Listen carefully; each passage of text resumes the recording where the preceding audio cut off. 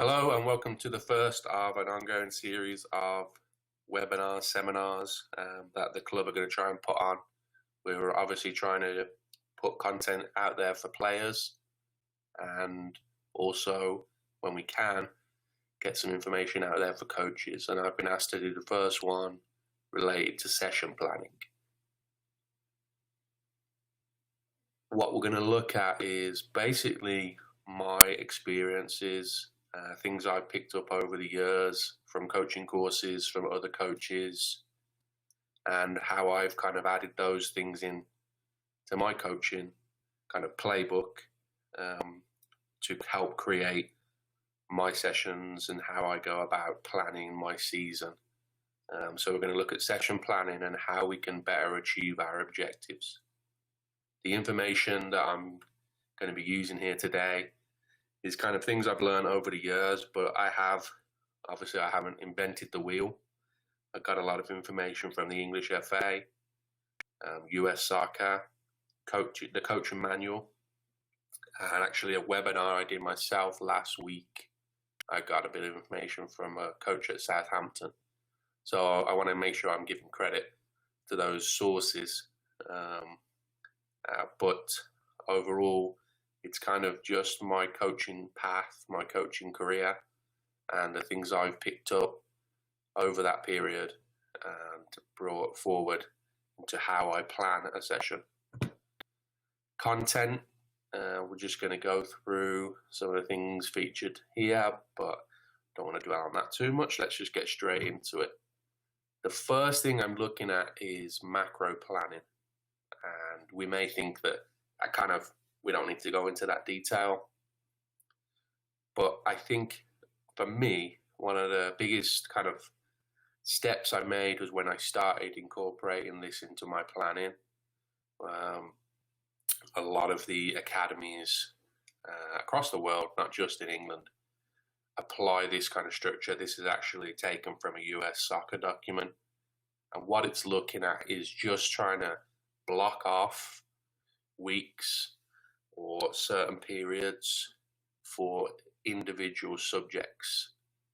The reason you're trying to get this layout, this kind of setup, is what you want is the repetition for the players, especially those younger players. You're trying to get that skill that you're teaching to move from a conscious thing where they're thinking about it. They're listening to your instruction, they're listening to your coaching, and through repetition, they're going to move from a conscious kind of act into a subconscious. They're not even thinking about it anymore. Now, this is a thing that's going to take time and isn't going to happen overnight, but I think for me, when I first heard about it, what really hit home was if you're doing a practice on a Monday that relates to maybe passing and receiving, and then Wednesday's practice is on heading. Monday again the following week is on shooting. And then the next one is on crossing and finishing. If you're jumping from topic to topic each session, yes, the individual session may be really good and kids get a lot from it, but it won't have that consolidation of the knowledge you're trying to give them. So I'd really kind of stress, if we're looking at this plan here, they're doing 2 weeks on a certain topic. Just looking at the U6 to U8, first 2 weeks is on dribbling. Now, dribbling is a broad topic, and there can be lots of sessions. It's not saying to do the same session over and over. And those sessions will incorporate other parts of the game that you'll be kind of working on. But the overall topic, the overall focus of that block has a goal, is dribbling in that example. And I think that's something for me that I would really try and encourage you to start, if you're not already, trying to do. I understand there may be pressures, external pressures, especially when it comes to games. Things may not be working in a game on a Saturday or a Sunday, and you want to address that. I'd be just careful of being reactive every week, and that's going to lead you to having sessions that are kind of unfocused. If you're just reacting to how the game went on a Saturday or Sunday, every week you're going to be working on a different topic. If you have a real issue, a real kind of hole in the players' knowledge as a team or as individuals that's really kind of stood out from the game, yeah, you maybe want to throw a session in on it to address.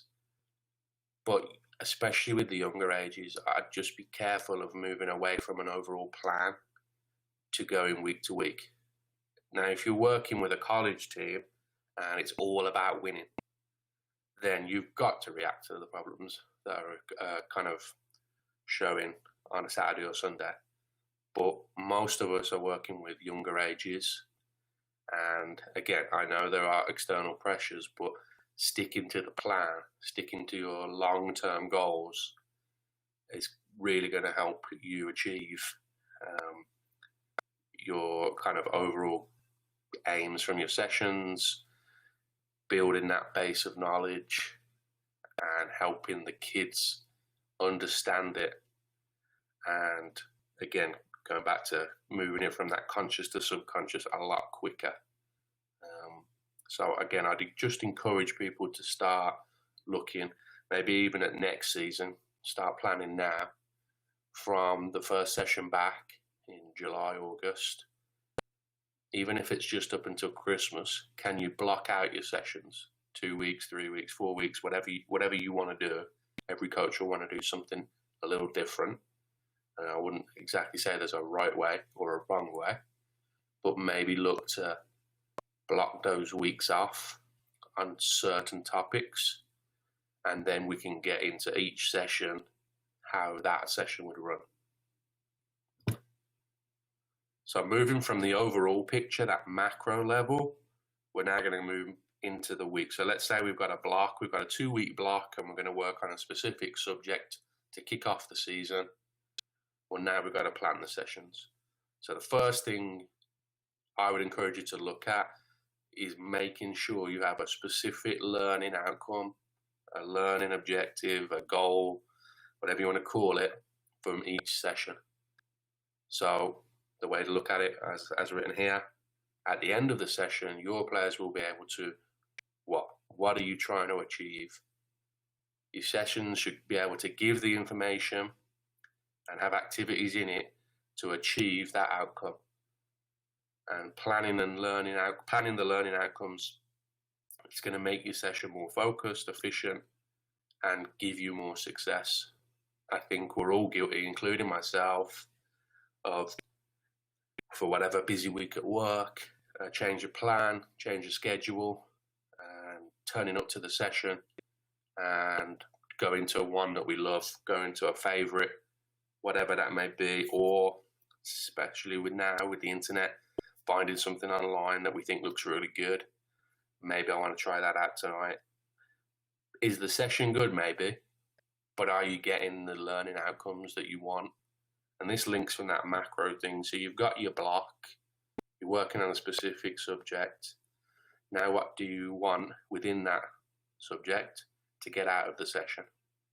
And it's just trying to focus in on the detail, because soccer is such a complicated sport, chaotic sport, that you could play a game, have a session, and work on 10 different things. 10 different things are happening.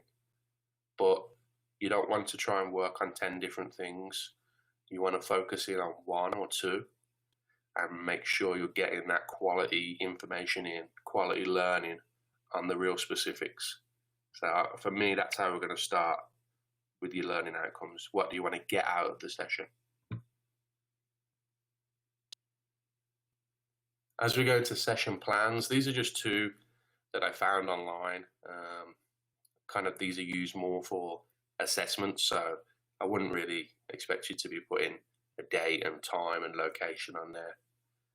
But what I hope it does is give you an example of just how you can lay it out. I know Storm have some also. But if you look here, it just links to the topic. So again, talking about that macro level, what's your block? This month's block is dribbling, okay? Then looking at review factors from the previous session. We'll talk about this a little bit later, but linking your sessions together from one to the other, having a progression. So what worked well in the last session? Are the kids ahead of the game? Do you need to step it up a little bit with the challenges or the session you're doing? Looking back will help you move forward. Then we have these colored boxes, which I'm going to touch on next. So I'll move past that. The session objective, okay? So this is our learning outcomes. What am I really trying to get? When I finish this session, kids are walking away with the knowledge of what? Again, just having a focus on what you're doing, writing it down can help you kind of figure out and see on the paper, literally, what you're working on, what to expect, what you maybe need to adjust, and be ready for those adjustments. It's just that planning phase of being prepared for the session ahead and trying to remind yourself, refresh your memory, maybe just before the session starts. You look back at your session plan to go over the notes to remind you of what you're really trying to achieve. The four-corner model, something the English FA use. I'm not sure when it got brought in, but it's been there for a while. And it talks about the benefits to children, not only in sport, which is what we're looking at it here for with regards to soccer, but in all aspects of life. So again, it's a planning tool. It's to help you getting you thinking about all the aspects of the session and the kids while they're there. So the technical part, pretty obvious. Whatever session you're doing, you're going to be working on different technical things. Won't be the same for every session, and it will certainly depend on the topic that you're working on. But that is where you might just make a little note of the different parts of the technical side that you're going to be working on. Again, it's just getting it in your head, so when the session starts, you're remembering to focus on certain aspects. The physical side, again, same thing. Different parts of the body, different movements, different actions, again, depending on the topic, but just refreshing your memory about what they're going to be doing, and also reminding yourself of all the good things they're going to be working on, practicing or improving. The two sides of this that are less kind of acknowledged or less talked about are the psychological and the social. So the psychological side is what in the session is going to force or create psychological challenges or changes in their psyche, in a sense of what they've got here is, are they attacking, are they defending, are they recognizing success, are they having challenges? And as you look through your planned session, or perhaps sessions you've done in the past, you can see that there'll be aspects of the session that are going to be challenging. If it's a new topic or you're moving up a level, the psychological challenge for them is realizing it's difficult and you need to prepare. And this is a good way to remind yourself before the session, hey, it's going to be a challenging session. They're not going to have success. So I need to be ready to help and support, make sure that they are aware that it won't work straight away, and just kind of reminding yourself again and thinking about the psychological factors that go into one of your sessions. The social side, this is where we're talking about the teamwork, competing against each other, the boys or girls that are know each other well, their communication with each other. Everyone's different on the team.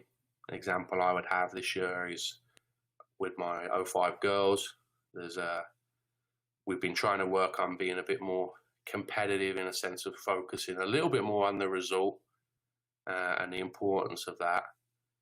And we've got some girls who are very about the result, very kind of competitive, and they want to win. And if they don't win, then they are upset by that. We also have some girls who want to win, they want the challenge, but they are they're much better, shall we say, at handling a defeat or a result not going their way, and they're not quite as serious about it, or they certainly don't dwell on it as much. And we've had a little bit of, not conflict, but there's been a little bit of a difference there. And then part of my coaching role with the team is realizing that social difference, that difference between these players, and trying to get them to understand the other player's point of view, and to understand that everyone's got their own kind of different way of thinking, different way of approaching things, and not that one is better than the other, but allowing us to understand each other a little better and hope that we can come together as a team and not let it kind of divide us. So that's just an example of one of the social. So that's a little bit of a long, deeper thing than just a practice session. But thinking about the social part of the game, do you have a player who isn't as social as others? What can you be doing in a session to help them? What can you do with team kind of morale, team work, team cohesiveness? Are there things you can be doing in your sessions to help it?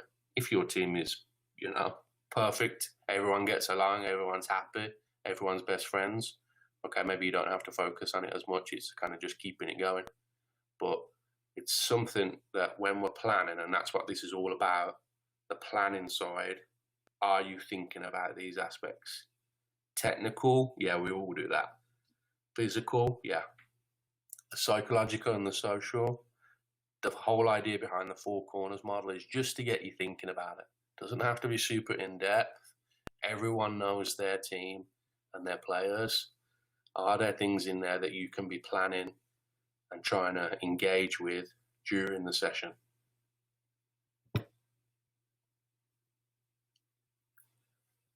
I think I'm right in saying that most of the teams right now within Storm are in the foundation phase. This is working with the 5 to 11-year-olds, and this is going to be their first kind of contact playing soccer. So as a general kind of overall thing, I think this was actually in the coaching manual webinar. They touched on this because the whole thing was about the foundation phase, but they talked about it being a simple session, not easy, but simple. Simple in the sense of the players need to be able to pick it up quickly, understand it, can't be too complicated. I know there's a range from 5 to 11, and kids at 5 can be very different to 11-year-olds. But overall, simple is the way to set up your session. Don't make it too complicated. Fun. Fun is the biggest thing. Every kind of coach education thing I've been with the youth level, it's about the fun. If they're not having fun, they're not going to come back. And that's a real important aspect. If you think about it, if you're coaching those 5, 6-year-olds, you're their first contact with soccer. What you're trying to do is you've obviously got a love of the game. You're trying to pass that love of the game onto them.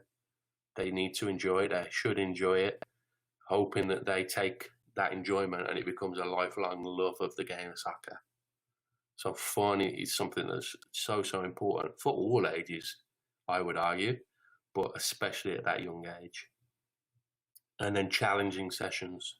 So simple to set up, simple to understand, but not easy. They've got to be challenging. Kids, especially at that age, but all ages. If it's too easy, if they're not enjoying it, they're going to switch off. They're going to get bored, and that's when problems are going to occur. So having challenging sessions and pushing the kids, every player's going to be a little different, but challenging them during the sessions is really going to help get rewards on the other side of it. The development phase, so moving into 12 to 16-year-olds, you're building on that base. So you've hopefully given them all the fundamentals, the foundation, hence the name, in that first phase. Now you're building on it, and you're basically stepping up the level of the knowledge, the complexity of it. you're increasing the tactical knowledge. So if you go back to that macro design right at the start, just as one example, with those really young ages, they did no tactical work, the real young ages. And as they progressed, as they got older, the tactical work increased. It's a fine line. Every coach is different with how much tactical work you're doing and when you start focusing on it. Going on this, I would kind of argue that it's around this age you start to increase it. You can always do sessions that have some tactical work in it, but focusing too much too early can be an issue. But during the development phase, you're starting to increase that tactical knowledge. As they're going into that 11v11 game, they obviously need to be working on and understanding more complex aspects of the game. And then you have the physical, mental side. So that, again, becomes more important. They're starting to grow, growth spurts. You think about the situation we're in now, you might have a kid who comes back whenever this does finish, whenever we do get out of this lockdown, who's grown 6 inches. Well, that's going to be a whole ordeal for that kid to get back up to the level he was at or she was at because of the pure fact of the mechanics of it. She's going to have to learn to run again. She's going to have to learn to play that ball as well as she did last time. Her foot is not where it used to be. It's now 6 inches further down. So that eye to foot coordination is not going to be there. These are all aspects that are going to be there and challenging at this age group. There's also the mental aspect to this. Going into high school, life in general at this age, things are starting to change. As a coach, you've got to be aware of these factors, not just with how you're planning your sessions, but also that social and mental side, psychological side to the practices. Soccer is important, and we want to make sure we're coaching and giving good information, but we're also working with children, with people, and we need to be aware of all the factors that are in their life that they're going to be bringing into a session. If you can be aware of those and adapt and plan, that's only going to help your sessions be stronger. The final phase, and that's the professional phase. In England, they tend to call it that because that's where you're looking to go into being a professional. And this is where we're 16 plus. Now we should have we've got the foundation, we've built on it. Now we're mastering the technique. We're looking at really honing our skills, the tactical knowledge. We're now looking more at the results end of the stick. Going into college, going into being a professional, it's all about winning now. And that's where the tactical side can come into it. A little bit more complex, more focused on results, not as much development. And then the physical and psychological side, that's now tailored towards the adult game. It's about results. Physically, are they peaking at the right time? Are they in shape? Are they psychologically prepared for the stresses of needing results, needing to win? These are the things that we're getting to at that 16 plus age. Because, as I mentioned, most of the teams within Storm are foundation age, I wanted to touch on it a little bit more with the resources that I've used in the past. A lot of these are from the English FA, but I think they can also be moved into that kind of next phase, that middle phase, moving with the 12 and 16-year-olds. But we obviously have a plan with this age group. And the English FA released this as kind of a best practice things to think about.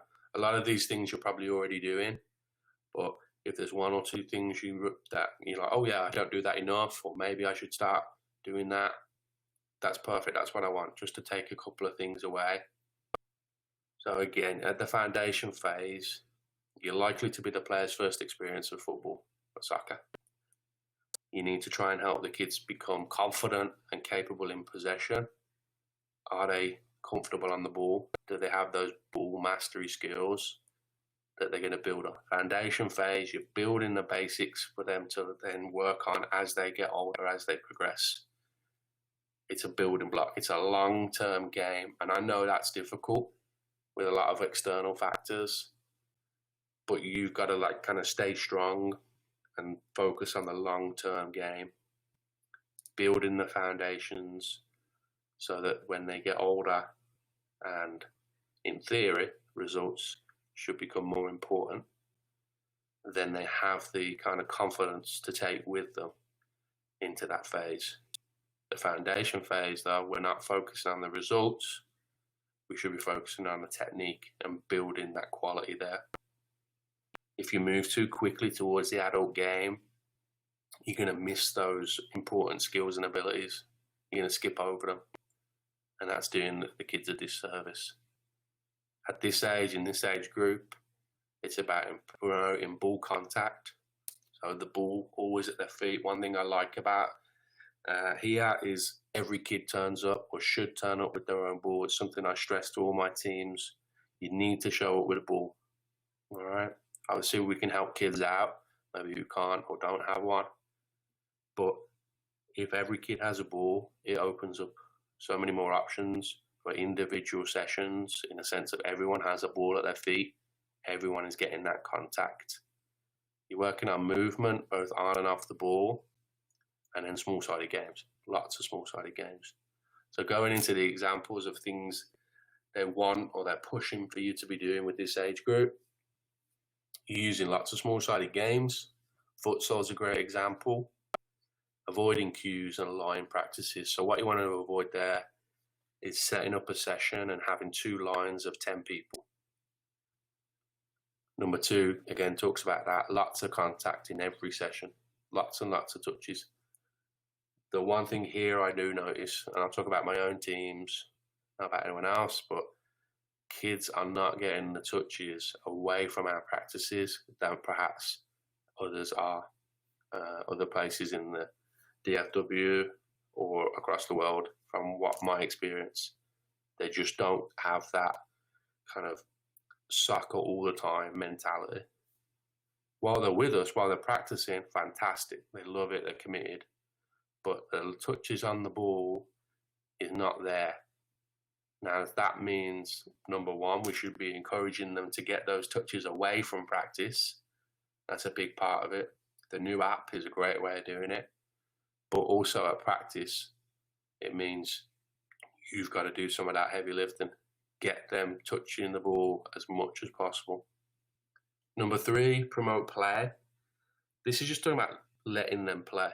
Again, it's just giving them a chance to play and discover, figure things out themselves. So yes, we want to plan sessions and we want to have the content there, but also there's got to be that fun element. There's got to be that chance to let them discover. We can't give them all the answers. Number 4, using different challenges and groupings to meet individual needs. This we'll talk about a little bit later when we look at an actual practice.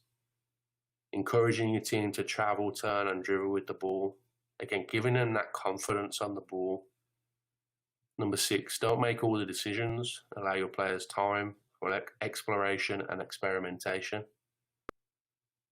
Let them figure it out themselves. Sometimes they'll surprise you. Number 7, accept mistakes. Develop a kind, caring and patient approach. Foundation phase, we're working with 5 to 11-year-olds. They're going to make mistakes. They're going to make mistakes. Watch any professional game. They're making mistakes, and this is the best of the best, right? So I think 5 to 8-year-olds, you got to cut them some slack. You've got to give them the right information, and you can't let bad habits form. But mistakes will happen, and how you handle it, how you speak to them, can have a big, big effect on your relationship with them, with the team, and the individual session. Don't focus too much on passing. Allow it to happen naturally instead. Again, you're trying to get them to make the decisions, to figure out what's right or wrong. Moving up a little bit, still in foundation phase, but now we're going to the 9 to 12s. Use activities in games that have some structure, but encourage freedom to just play. It can get in them to explore getting them to figure it out themselves sometimes. When they're ready, help your players to begin make sense of the game. This is where everyone will be different, every team will be different. But if you've got players who are intelligent, who've got the knowledge, who want to know more, want to learn more, then yes, start progressing. Start talking about a more complex part of the game, preparing them for, when they're going into 11v11. Every group will be different. Again, it comes back to that challenging side. Don't force the adult game on them. But if they start to want to and show signs of understanding the game and wanting to move to the next level, then yeah, by all means, start focusing on those next steps. Allow your team to play in different positions. This can be challenging for coaches. Certainly, if you play a game the following week and you change everyone's position to give everyone a chance of playing a different position, are your chances of getting a win going down? Yeah. And I know that can be difficult with a lot of external pressures.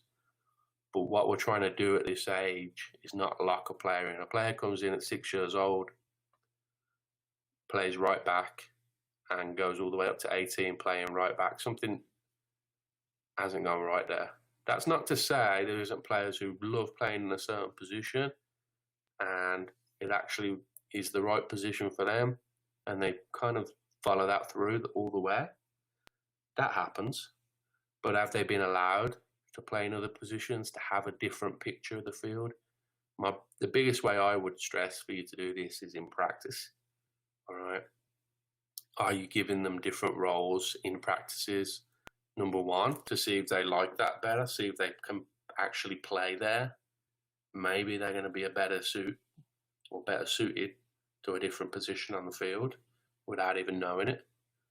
Also, it's going to give them confidence, or I don't want to play there, I've never played there. A couple of practices in that position, and they understand the role, and they'll understand the pictures on the field. They'll understand how a different position, how it relates to their position. So again, I'm not saying we've got to force anyone into a different position, but giving them those pictures, allowing them to play in different positions, even if it's just at practice, gives them a better view of the field, a better understanding for when they go into 11v11 and when we really start to focus on individual positions. But there are countless examples of players who start in one position and as they grow, as things change, they move across or up the field or back. Just be aware of that and don't lock kids in, especially at this foundation phase. Don't lock them into a position. Lots of 2v2s, giving them the opportunity to work as an individual, but also you're bringing in that passing option. Younger children may not pass often. The benefits of being part of a game and being on and around the ball shouldn't be underestimated. Okay, so now we've talked a little bit about what we can add into our sessions and what we can be focused on, especially with the foundation. But I would say a lot of those points that we've just touched on can be taken all the way through, even with the older age groups. This is an example of a session layout that I do. So this is kind of my bare bones skeleton of a session. And this will change and it will adapt depending on what I'm doing. The times will change and move, again, depending on what the topic is. But as a starting point, this is where I go. And I'm just kind of going to go through this a little bit now. Again, not saying this is the right way to do it, but I would argue that it, through best practice, coaching courses I've been on, most, if not all, follow this kind of general layout. The first one, activation, is a little bit of a buzzword. I'm not even sure if it was necessarily around a year ago. It's part of a warm-up. Traditionally, when I started, it would just be part of the warm-up. But I do like it for a couple of reasons I'm going to touch on in a minute. That moves into a warm-up in general. Then we have our unopposed or lead-in practice where, and again, with the younger kids, it's going to be different to the 16-year-olds. So again, I'm not saying this is a one-size-fits-all. Everyone will be different, but in general, it's going to be a lead-in practice. It might be unopposed, giving the kids a picture of what you're doing, what you're working on, without the pressure there, without the difficulty there, so they get the understanding. And when they then move into the opposed practice, when you add in some defenders or some restrictions or whatever it may be, when it gets a little bit more challenging, that's the progression. And then you're going into a small-sided game to finish. The one thing I would say, again, my experience of coaching courses, one of the first things that was said to me is when you go into a small-sided game, when we have a game at the end, that should never be just a game. Everyone, are we having a game today, coach? Are we playing a game? The kids want to play a game, right? But what you've got to think about, and this was really stressed to me, is you've got to make the most of that small-sided game. And what they're talking about is adding restrictions, adding challenges to it that are related to the topic you've been working on. One follows on from the next. So just like in the macro sense, you've got your topic over 2 weeks. Each session, Monday, links to Wednesday, links to the following week. There's a progression, a repetition. Break it down another level into the actual session itself. There's a progression. Your activation or warm-up is related to the practice, is related to the end of the game. It's all linked together. And that's one of the biggest benefits of doing the planning is you're ahead of the game. You've got it all prepared and it's all going to follow a through line. Again, that's going to give you the quality and the results that you're looking for. So we're moving into the activation. The thing I like about the activation, the difference I would say between that and a warm-up is the warm-up can be related to the session, and it should be if you can. The activation, you've got a little bit more freedom. You want to keep it short and sweet, but if you think about it, right, and it's the same for us as coaches, these kids have had a day at school, they might have had a really bad day, they may have had a really good day.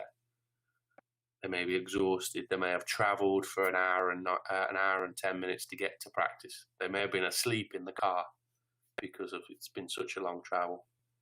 Whatever it is, everyone is not showing up to practice with the same mindset. So the activation can be used to get everyone switched on, to get them focused, to get them prepared and excited for the session ahead.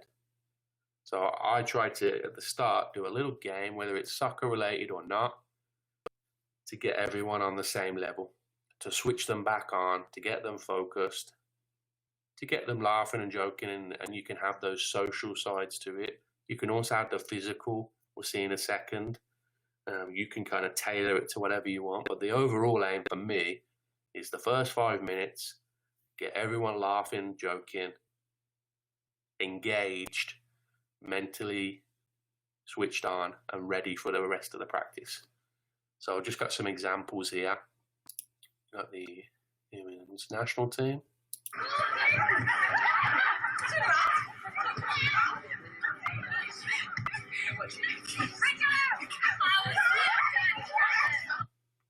So what they're doing here is they've got 4 little cones around them, and they're different coloured cones, and the coach is shouting out a combination of the cones, red, yellow, blue, red, yellow, and what they have to do is touch the cones and sprint away before the chasing defender can catch them. So you're getting some physical work there, but as you could hear them, laughing, joking, there's a little bit of competition to it, which is always helpful, especially with the younger ages, but even with older age groups, as you can see there. And it's just a quick way to get them switched on. Here's another example, another one that's going to work on the physical side.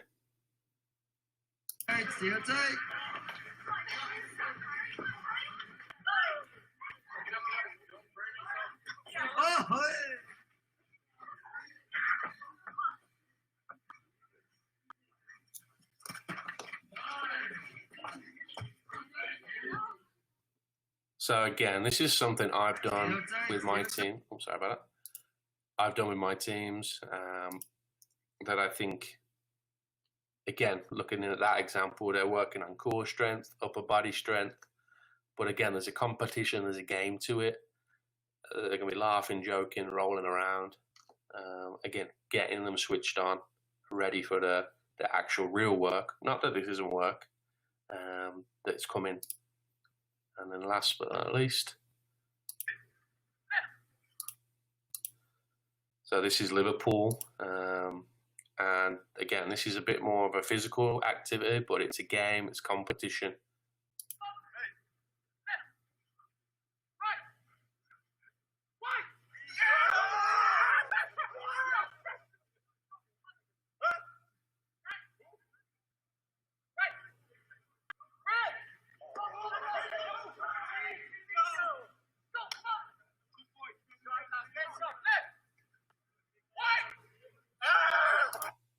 So as you can see, what they're doing now is they're just kind of hovered on the middle cone and they have to go left or right and then return. And then at some point it will say a colour and that's forward or backwards. So it's getting them thinking.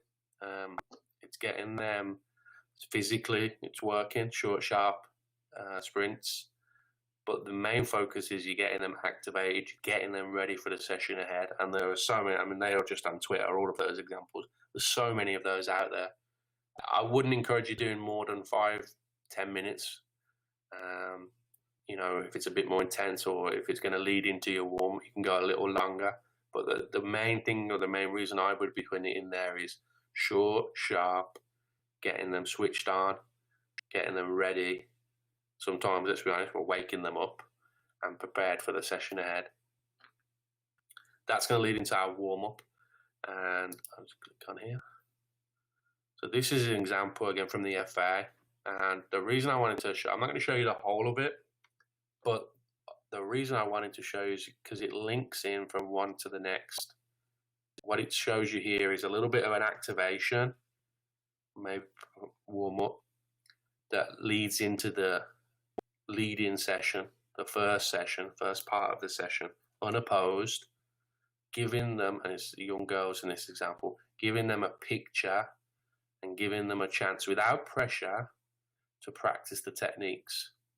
That would then lead into a session that would be more opposed, more challenging, testing those techniques that they've just been practicing. So I'll kind of may pause it as we go, but I won't show you the whole thing, but this is a good example. And again, this is just what I like about coaching courses or CPD events that I've been to in the past is hopefully there's a drill or an exercise I can take away and I can add to my kind of coaching book. So I'm hoping with a couple of examples I show you, it's something you can take away and do. And this is a good example for me, if you're working on passing and receiving, how you can start with a little warm-up and then progress it into the lead-in session, the first part of the session. Right, a little bit of fun just to warm up then, just to get into this practice. You need to get in a 3, so get in a 3 quick as you can. This is what we're going to do to start with. Anywhere inside this area, okay, so you come with me a minute and you two come, okay? You're going to take it in turns. You two stand either side of me, and your job is to sort of move around, not too far away though, and I've got to try and stay in the middle. So at all times, I've got to be able to see both players, okay? So have a little go. Move around. Go on, move around. You got to try and make me move.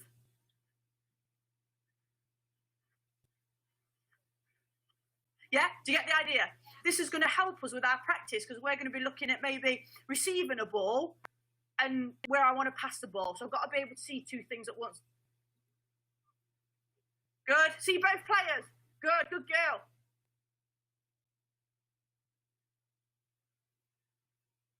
Well done. Keep checking your shoulders. That's it. Stay right in the middle of them. Right in the middle. Keep checking where both of them are. Good. Good. Good. Keep checking both shoulders. I like creative players, whether that be dribblers, whether that be, I think you can be quite creative in defending. Okay, so we're going to look at creative passing today. So we're going to look at lots of different ways we can pass the ball different parts of the foot we can use to pass the ball. So who can give me some of the different parts of the foot we can use to pass the ball? Yeah, so we could, little sole roll, good. Inside, laces, So what we're going to do now, you're going to get a ball between your three, okay? So I'm going to get a ball, you come with me a minute, and you come with me, okay? And what we're going to do, in our three, we're going to move around this area, just passing and moving. Okay, that's all I want you to do to start with, okay? Just in your three. Don't worry about the cones for the minute. I'll tell you what they're going to be for in a minute.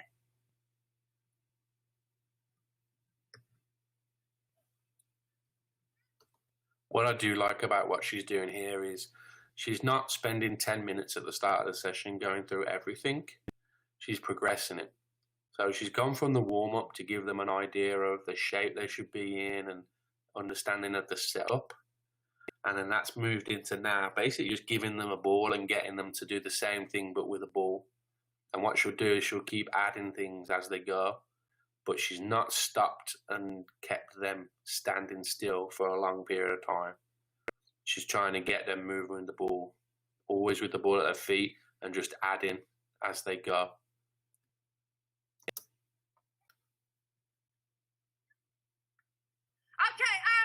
Well done.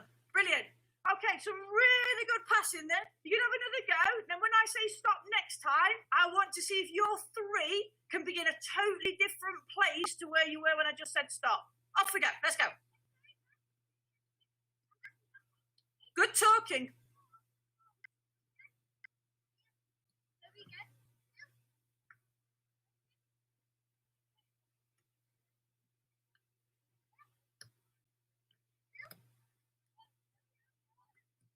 Good. Okay, and stop. Do you know we just spoke earlier? What was one of those parts of the foot that we said that we might be able to use? Laces. Yeah, okay. So what are you going to do now then? We'll start with yours. When the ball comes in, you're going to use the inside of your foot to take the ball what we call offline. So if you pass it to me, my first touch is going to take inside away in either direction, and then your pass to your partner has to be with your laces. Off we go. Really take the ball offline. Have a big touch into that space with the inside of your foot. Good. What a great first touch that was.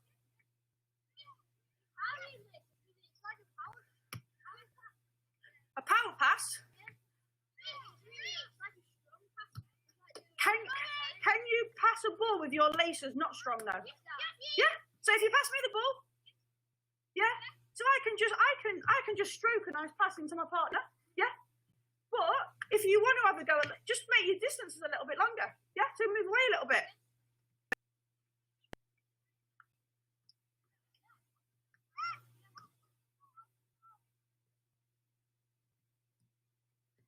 Okay, we're going to have a little go now. We're going to use the cones now.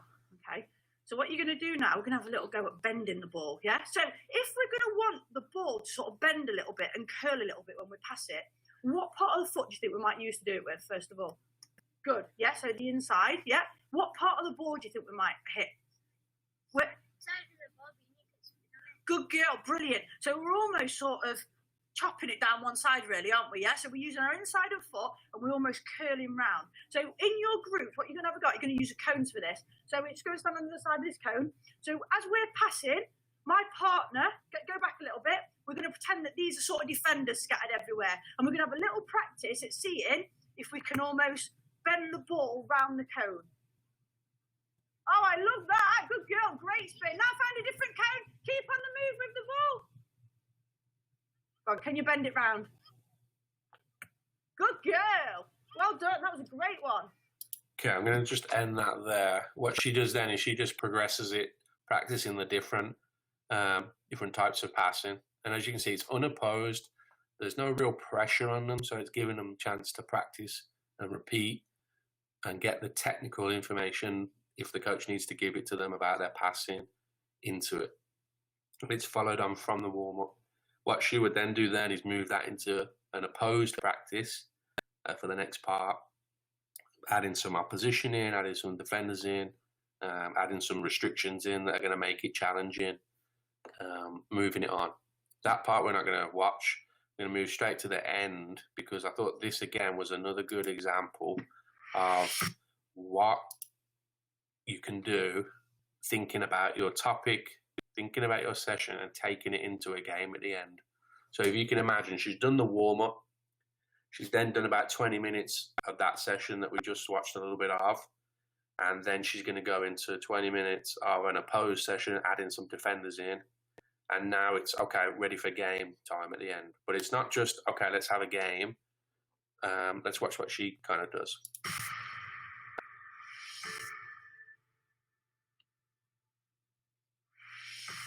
Right, we're going to play a little game now. Now, we're not going to play with any goalkeepers. And the idea is it's just a normal game. But to score, you've got to use some of the different types of passes. It's a one-touch finish. So we're going to go inside of the foot, outside of the foot, first time, heel, and laces. So if you score with the inside of your foot, then I'll cross that off on my little checklist, yeah? So the first one, like bingo, to score all of them, wins the game. And then when you're playing in the game as well, I want to see as many of those passes and be really creative with some of your bends and some of your little scoops. And so really try and be creative with your passing. Okay, let's play.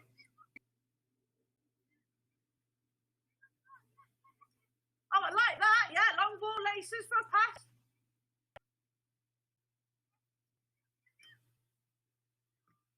Head ball out. What pass could you have tried then? Her leg was in the way. Brilliant. Good girl.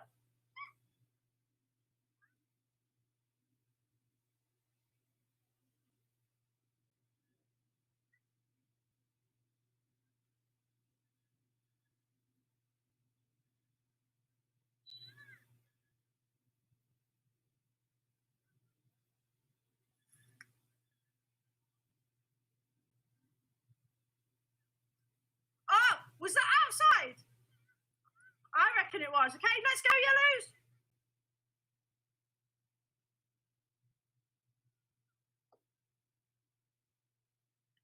Oh, was that outside? Good effort. Why would you use your outside of your foot there? What were you trying to do? Get it in there. Brilliant, yeah? So you've come in here and a little outside, you're just trying to bend it round. Brilliant. Good effort. I like that. Play. Okay, we'll stop that there. As you can see, she's encouraging all the different passing styles that she's been working on throughout the session. But as you can, it's just a game. It's not really any different to a normal game. Obviously, they've taken the goalkeepers out. But the restrictions, the challenges she's put on it are really focusing on the topic of the day and what they're working on, the passing. And as you can see, the kids are enjoying it. The kids are finding a challenge to it. She's made a game of it by challenging them to hit the 4 different styles. So inside, outside, laces, heel. Okay. Can you knock all 4 down to win the game? So there's that competition there. And as we all know, the kids love those sort of things, one team against the other. But what they're doing, whether they realize it or not, is they're now trying to do the topic as much as possible in the game. So I thought that was a really good example that people could take forward. What she does in the next part of it is she just extends the cones out, makes the field wider, giving them a chance for some more crosses and a bit more space for longer passes. And you might get to start to do that and the kids really enjoy it and you end up doing it for the whole game, 20 minutes. Or if you sense, the mood of the session, kids are kind of, a team's won already and they're kind of over it, well, that can be 10 minutes and then you can finish with a regular game, if you will, maybe with a couple of restrictions or rewards. But it's just something to think about, again, progressing through the session and linking it all together. Okay. I mentioned earlier about the webinar I watched with the coaching manual. And there was a coach on there from Southampton who had this slide. As soon as this slide came up, everyone was asking about it. Everyone wanted it. So I just wanted to touch on it. And it relates to kind of that session maybe we've just watched, or sessions in general. What we're looking at here is success against the practice and the challenge of a practice. So what we're looking at is the red line, the achievement line, is kind of where we want to be. That's where you want the kids to be. You want them having some success, but with it being challenging. And as you can see, the intro and the start of the practice They're getting used to the session. You've explained what they're doing. It's a lead in. It's unopposed, perhaps, or especially with the younger age groups. And you want them to have success. You want them to figure out how to do it, whatever you're working on, and to be successful at it. So as that success goes, as they practice more and more, the success is going to rise. They're going to get better. But what they're doing then is it's going to become too easy. So if you look at the point, it's getting up to here. We're getting away from the red line. So this is where either your practice is going to move into the second phase, the opposed side, defenders or challenges, or you just may change some things, make the area smaller, restrict touches, whatever it is to make them a little bit less successful. Ideally, we're going to move into the next phase of the practice, and now they're going to be challenged, and obviously the success rates are going to drop. They're going to be having a little bit less success, and this is the kind of learning area here where they understand the practice, they've had a lead in, but the challenge is there, and it's not always working. And then either through learning themselves and repetition, figuring it out themselves, or if it's coaching points, whatever it is that's happening here is going to allow for them to understand and improve, and yes, come back up with more success. They've figured it out, they know how to do it, and despite the increased challenge, they're coming back up. Okay, I showed you a little session with the passing and receiving earlier, and that was with a younger age group. I just wanted to show something that I've done myself with my team, and I think you could pretty much do it with all age groups. You just obviously have to make adjustments and adapt the session. The reason I wanted to show it was this is actually a coach who I started coaching with, who's kind of helped me along my journey, and who I speak to a lot about just soccer in general and bounce ideas off. But I thought it was a really good example of a session and a progression, but also it kind of follows a lot of the things that I've mentioned, whilst also some things I haven't. How he communicates, how he sets up the session. Now, it is with older kids, so he gives them a lot of kind of chances to organise themselves and things like that. That probably, pretty much definitely is not going to work with 5-year-olds. But with the slightly older age groups, it's something to think about. Anyway, I'll let him do the talking. Again, this is another session that I've kind of taken away myself and adapted a little bit, but I thought there was quite a lot of good points in here that we can take away. Again, I'm not going to show you the whole thing, but the key points anyway. Try that again.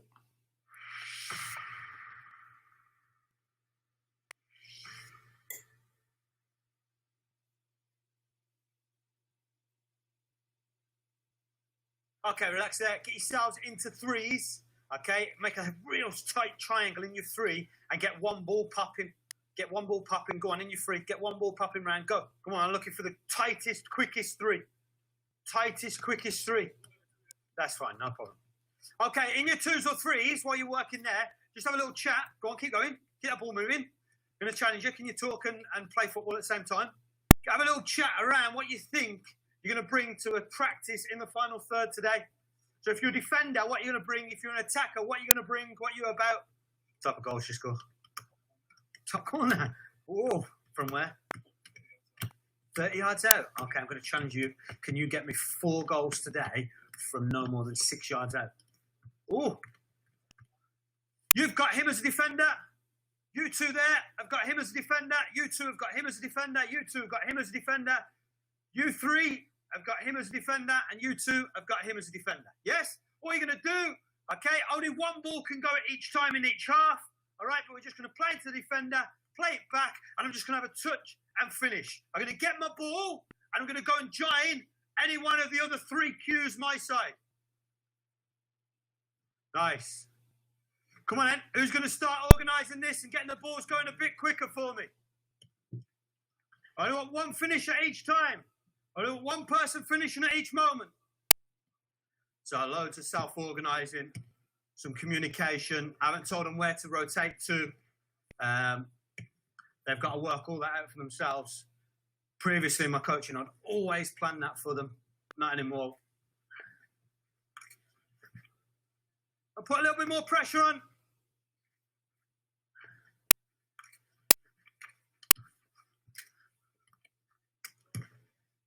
Nice. Beautiful. Beautiful. I remember listening to Robbie Fowler talk. And Robbie Fowler said, when I practice finishing, I don't need a goalkeeper in the goal. Robbie, you sure? Does it not make it too easy for you? Nah. See, after 2 or 3 shots, the goalkeepers get tired. Don't get tired. Work hard. Okay? All right? After 2 or 3 shots, the goalkeepers can get tired. It can become unrealistic. He said, I just give myself little targets to go and score into. So don't worry about not having a goalkeeper at this end. It's about habits. Okay, defenders, all in now. Go on. Go and be as aggressive as you want. Play. Let's go. Any ball can go. Make sure you're rotating round different areas. So what he's done there is, and again, this is a coach education session, so it's a little bit truncated. He'll move through things quickly and not perhaps coach as much as he might do in a normal session. But what he did is he started with a little activation, that little popping it round. Then he's gone into an unopposed session. And again, everyone will be different. With a younger age group, with a smaller group, you may want to use mannequins or cones as that defender. What he's done is he's used the players themselves as an unopposed practice to get the players used to the session, to get them used to how it works, to get some practice in as a lead-in, and then moved it up a level, added the challenge of obviously now the defenders are going to be applying pressure and trying to stop them. Come on. Half a yard and goal. Half a yard and goal. Nice. Half a yard and goal. Good. Save. You're going to play into the defender who's going to play back the ball, and we're going to go 2 versus 1. Okay? So now we must go and attack the defender 2v1. 2v1. 2v1. So we want them to upset the defender here. Come on, let's go. You okay? Yeah, go on then.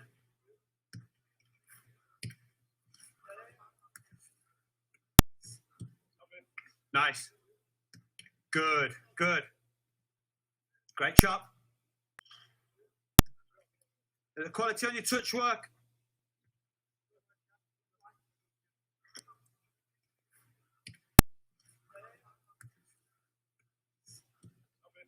Nice. Good. What's easy for you to defend against in a 2v1 if they try to take it on themselves? So, like, for example, what is players there? Who's trying to do that? Brilliant. Okay, you two come and split off then. So this is what the defenders are saying they find easy. Yeah? When you try to run and you run, go on, and I can just turn it into a 1v1 here. And I can wait for your shooting moment and I can get my blocks off. That's really good underload defending. Really good. Okay, what can you two do to make that harder for him then? Brilliant. Let's put a rule on it. No straight lines. We've got to cross over now. Yeah? So somehow now we've got to get crossovers in. Good. Crossovers. Like it. What type of goals can you score from there? Nice. Ready? Okay. Bounce it out to him. Yeah? Drive inside. I'm going to come around the outside of you. Let's go. There. Yes. Play me in. What type of goals might we be able to get now if he can get me in? Brilliant. So we might get some crossing and finishing out of practice as well now. Yeah, so if we can get those overlaps in wide areas, we might get some flash crosses, some cutbacks. I might stand it up. We might get some headers and volleys in there as well. In the central areas, is your mate going to get in and get goals, or is he just going to be a decoy? Let's go. Last couple of minutes. Good. Come on in, 2v1s. Oh, they've got to work it out for themselves. That's the game. Nice. Oh, good finish. Well played.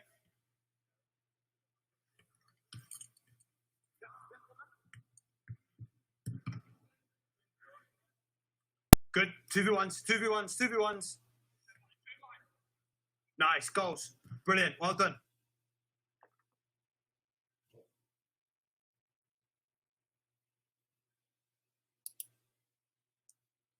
Okay, again, it's touching on the self-organisation and giving the players that ownership. You as a coach will know if your players can handle that and how much of that they can handle. But I thought it was a good way to kind of recap some of the things I've talked about, but also introduce some of this kind of thinking. Again, each team will be different, each coach will be different, but I thought it was a good way of kind of seeing how he was approaching it.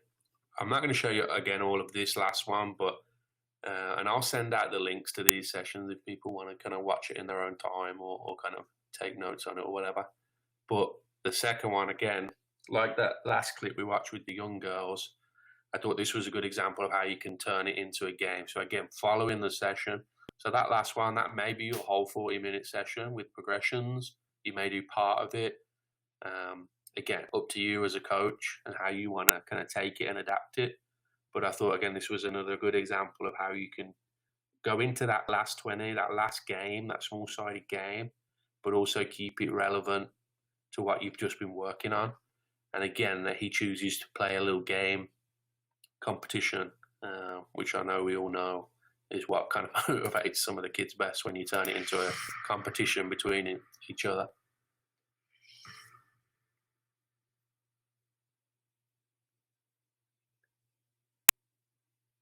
You need to get yourselves into 2 equal, even teams. Go.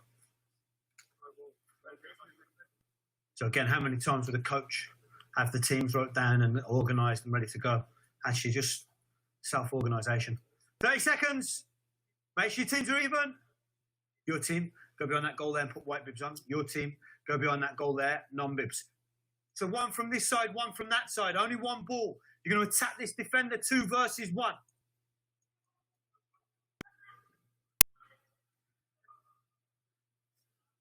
Whenever the ball goes dead, the whites restart. You'll send another defender on. And we go 3v2. When that ball goes dead, 1 defender, 1 attacker. 4v3. All the way through until we get everybody on the pitch.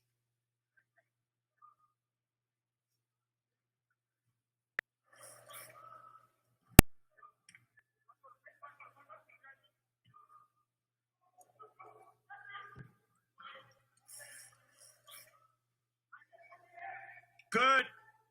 Good. Keep playing. Keep playing.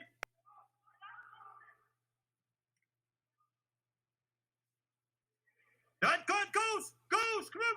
Come on. Come on. Go on. Find it. Find your forward pass. Brilliant. Silence. Can't talk.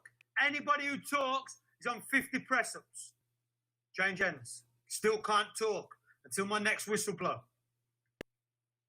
Can't talk. Okay. Rationale behind this is they'll work the game out in the breaks, which is fine and good. But I want them to work the game out in the game. So I want them to be able to communicate while the game's going on. Not now. Because now they'll be talking about who's defending. Let's go. You can talk. You can talk. You can organise. 2v1s. Good. Play. Yes. Come on. 3 on 2. 3 on 2.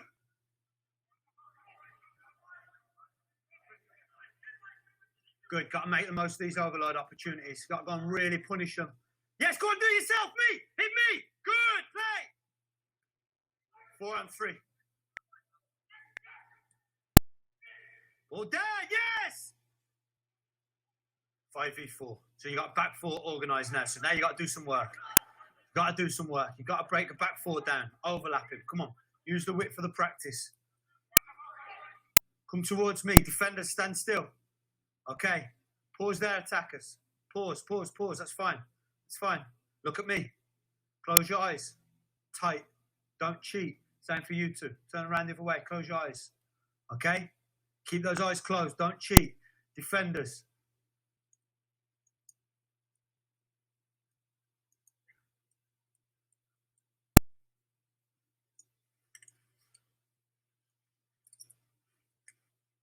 Play. Nice. Unlucky.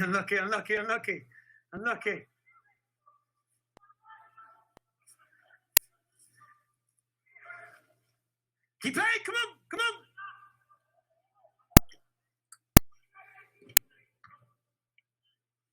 Good rolling that. They should have two real strong banks now, really hard to break down. Brilliant tackle. England, Iceland. Are you going to break them down now? Nice! What happens early on in the practice? Brilliant. You can go quick, can't you? Because they've only got one defender or two defenders. Yeah, you can go quick. As soon as they start getting three defenders in front of the goal, what's your thoughts now? Brilliant. Okay. When they get four defenders in there, be patient. Try and pull them out of the holes. Brilliant. At any time now, either team can use the wide players. Okay, I'm not going to show the rest of that, but basically what he does is he just adds in two wide players and gives them a little bit of freedom in the sense of they can't be tackled to start with. And what he's trying to get into them is when it's the 2v1 and the 3v2, it's speed, it's go at them, go for it. But as they start to get 4, 5, 6 defenders in there, then you need to be patient and look to draw them out or switch to play. And that's what he focuses on. But I thought that was a good session, number one. I've done it myself, and the girls loved it. A lot of competition, two teams going at it. Also, a lot of 2v1s, and it has those two different situations when you have the numbers and you should go for it, 2v1, 3v2, go for the goal. And then also very quickly it moves into more of a patience, drawing them out, using your overload and switching the play. So it kind of touches on a lot of things. And again, it builds on that earlier practice, getting your overlaps in, finishing, obviously, combinations. So I wanted to share that as being a good practice, but also highlighting some of the things I've talked about. Again, I'll send you the link. This is a completely different topic, but again, it's a good little session. So I'll try and get the link out there for people to have a look at. So if we think about now we've gone through the whole session and I've talked about kind of setting it up, or now it's after the session, and I'm sure we've all heard the expression plan, do, review, but I think it's really important. It's something that, again, I'm guilty of kind of finishing the session and then forgetting about it. But being a little bit critical, you got to be fair, because, there's always going to be factors in there that you can't control. Sometimes it's just a bad day at the office with kids, and the practices, no matter what you would have done, would not have worked. But if you're looking back at it, could you have changed things? What would have helped it work better? What could you do next time so that when you come round to that next session, you have adapted it and it's going to be even better?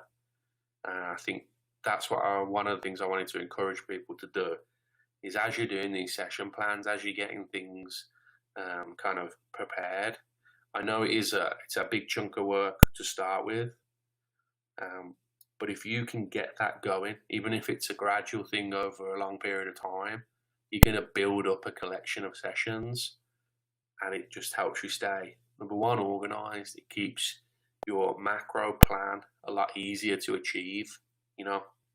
Moving on to dribbling next block.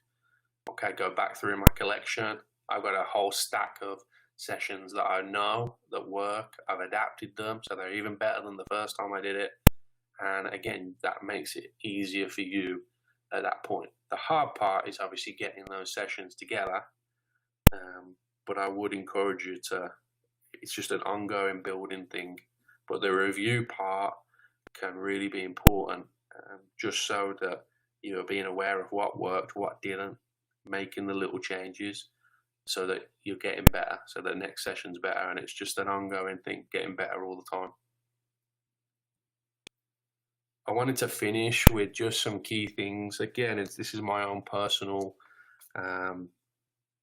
kind of thing that I've taken away that I picked up over the years. I certainly didn't invent it, but I've seen coaches that I respected, that I like, that have got a lot of knowledge and experience within the game, things that they do, things that they've instructed me to do, encouraged me to do, and these are some of them. So I just wanted to kind of touch base on a few of these before I finished.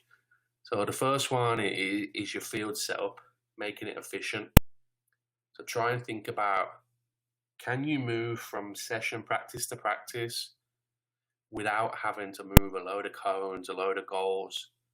The ideal, and it's very difficult, don't get me wrong, is that you can set out your cones at the start of practice, and all you're doing is picking up a couple of cones with each progression all the way to the end. Now that's difficult, very difficult to do, but that's what we're going to try and aim for.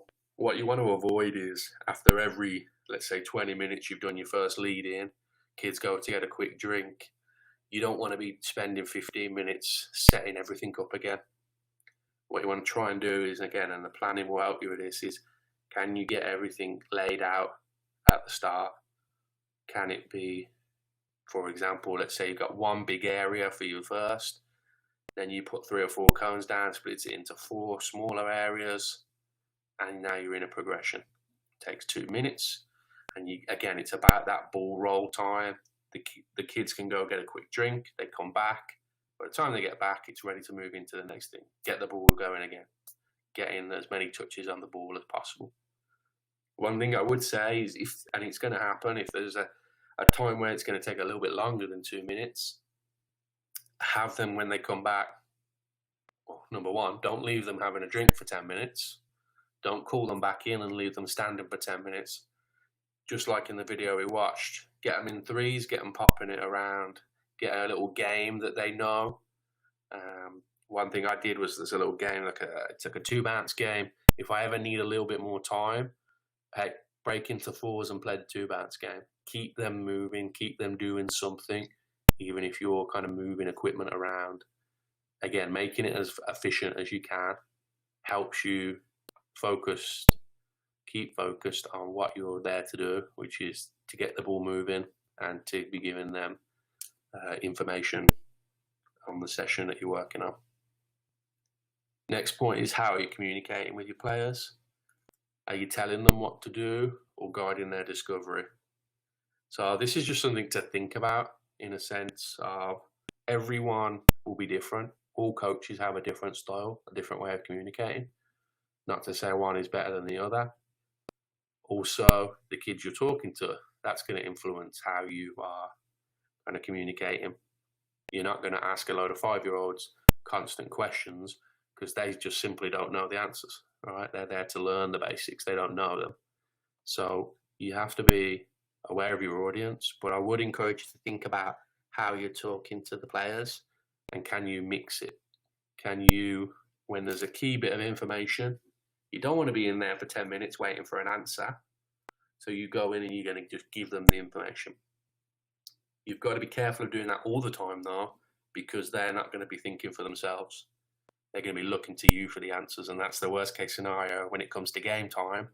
They can't figure things out themselves as the game goes on. They need a coach to tell them. So you've got to have that guided discovery in there, getting them to figure it out themselves, getting them to come up with the answers, not just telling them the answers, asking them questions sometimes. But again, every team will be different, and you will know your teams much better than I do about when and where and who to kind of ask questions to tell the answers, and how to go about it. How long have you stopped the session for? So this is talking about a big thing when I did my B license. One thing they talked a lot about was get in, give the key information, and get out. Don't be stopping the session for too long. Younger age groups, all the way up to older age groups, if you are continuously getting in and stopping the session for a long time, they're going to get bored. They're going to lose motivation. It's going to help to kill your session. A good activity, which I've done myself, is if you've got a coach with you or a parent with you or someone with you, get them to time how long you are stopping the session for. Get them to time how long you go in and talk for. And I think you'll realise it's probably a little bit longer than you actually think. You need the time to give the right information. I will stress that. You've got to get the contents across because that's what you're there to do. You're there to adjust what they're doing. You're there to help guide them. But you've got to be conscious of how you're doing it and how long you're doing it for. What restrictions or challenges can you apply? So this goes towards a lot of those games at the end, but it can be during a session. Any restrictions or challenges you apply are going to change or alter the session. What you need to think about is an example here, famous one, the big one, next goal wins, all right? Usually that's just used to end the session quickly, although it never seems to be an early goal whenever you say that. But one thing I was kind of pointed towards was instead of saying that, think of a different challenge. So what they talked about was the team needing to keep the score as it is to go through to the quarter-final. So the example they used was it's the Champions League semi-final, and there's away goals. Now you got to be obviously conscious of your kids understanding away goals and all of that. But if you can hold this score, then your team go through. What you're doing there is you're actually giving two challenges because the team A, they need to score. So that's going to affect how they're going to approach the game. They're obviously, or should be, attacking, going for it. Last 2 minutes of the game, they need a goal, all out attack. Team B, they need to hold it and they need to think about their tactics. They need to defend, protect, keep possession of the ball, waste time perhaps. So what you're doing is you're not going into a lot of technical detail, or tactical detail, but what you're actually doing there is you're setting them up. You're setting one team up to go attack, and you're setting one team up to defend a low block, soak up pressure, and perhaps even counter-attack. So this is something you can do with the younger ages to get them, without even really realising it, working on those different tactical kind of ways of playing. Different scenarios change the way they play, just as mentioned. And the practices like this can help you prepare for games. So if you think about it, not that, especially with those younger ages, I would encourage that the result isn't everything, but there will be games that you need a goal at the end, or you're winning and it's a tight game and you need to see out the game. Well, if they've practiced these scenarios whilst at practice, they're going to be used to it. They're going to understand the differences. They're going to understand how to do it, and it will actually help them in those games. The other thing about the challenges, and it's exactly what we've just watched with the previous two videos, it's going to put an emphasis on the topic. So if you're adding a challenge that what teams need to score to win, then that's obviously going to attract more attacking play, which if you've been working on an attacking topic, all links together. Does the practice need to be stopped? Linking a little bit to the last point about how long you're stopping it for, do you need to stop it all the time? If it's an individual that you need to talk to, or one or two players, perhaps even the back four, do all the players need to hear it? If they do, sure, stop it for everybody. If not everyone needs to hear it, think about a different way of approaching it. Maybe you pull them all to the side to you. Maybe you just stop them on the field and you tell everyone else to deal with it, play around you. You're always going to get one kid, well, now we're down a player, coach. Well, deal with it. Happens in a game. A little bit of chaos, but soccer's very chaotic. So I'd just encourage you again, do you need to stop it for everybody? Or can you just pull one player aside and give them the knowledge that you need to give to them? Give them that technical detail without stopping it for everyone. Again, keeping the ball rolling, keeping everyone playing, but at the same time, giving the technical detail that you need to as a coach. Final thing is, where do you watch the session from? Are you guilty of, and I have been in the past, setting up a session, setting up a game, standing in my spot and kind of just watching. Sometimes you'll be in the right position, but I would argue as the game moves and as the session changes, are you moving? Are you changing your position? Different points of view are going to give you different perspectives. If you're playing out from the back, maybe you want to be standing close to the goal, behind the goalkeeper, so you get a view of the field from that point of view. Also, are you watching all players? That right back who's on the other side of the field, do they feel like you care? Are they getting away, kind of, not being close to you? Are they feeling a little bit less pressure? Are they kind of doing their own thing? Perhaps if you move across to that side, okay, now coach is over here by me, that's going to affect them. So it's just something to think about when you're coaching and when you're watching the session.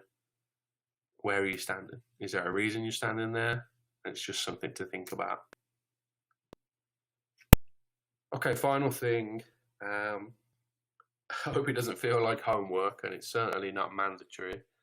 But my challenge to anyone who's watching this is using the template I talked about, that basic layout of activation, warm-up, lead-in session, opposed session, and then into a small-sided game. Can you come up with your first block? So let's say you're coming back hopefully we're coming back soon, but let's say for the sake of this, we're coming back in the new year. First practice week of the season, first block of the season. What are you going to work on? Can you come up with a topic? And can you create 4 sessions that are linked? So session 1, first session back, leads into 2, into 3, and into 4. All covering the same topic, but as we all know, within a topic there are lots of different sessions that you can do. Plan it out. Think about the things I've talked about today. And perhaps you can even use one of the sessions I showed today. Follow that structure. Number 1, it will be a good way to kind of put into practice what I've been talking about. And again, you might be just picking little parts of what I've talked about, little things you like, and adding it to what you already do. But it's going to get you thinking about it, as that's a good exercise for that reason. But also, at the end of it, you're going to have your first 4 sessions planned, ready to go for whenever you want to use them, whether it's when we come back after all this madness or whether it is for the new season. And it's the first block in what hopefully will become your season-long kind of plan, your season-long collection of sessions. Anyway, I think that's it for me right now. If you have any questions for me, please shoot me a message or an email or whatever. I'll put the links to the things I've shown somewhere. I'll have to check with how that exactly works. But again, I can also send them to you if you want to see them. And it's been good for me to kind of go over my process. And again, just to finish, I want to stress that this is my process. This is what I've kind of picked up over the years of coaching. I'm not saying it's right, but it's just something I wanted to share with everyone. And if you take 1 or 2 things from what I've talked about today, that's perfect mission accomplished from my point of view. So thank you for listening. I appreciate it.